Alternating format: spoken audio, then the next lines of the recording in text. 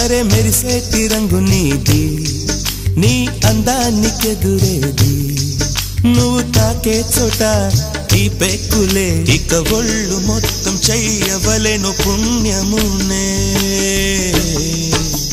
నెల్లూరి నెరజానా నే కుంకుమల్లె మారిపోనా, నువ్వు స్నానమాడ పసుపులాగా నన్ను కొంచెం పూసుకోవే,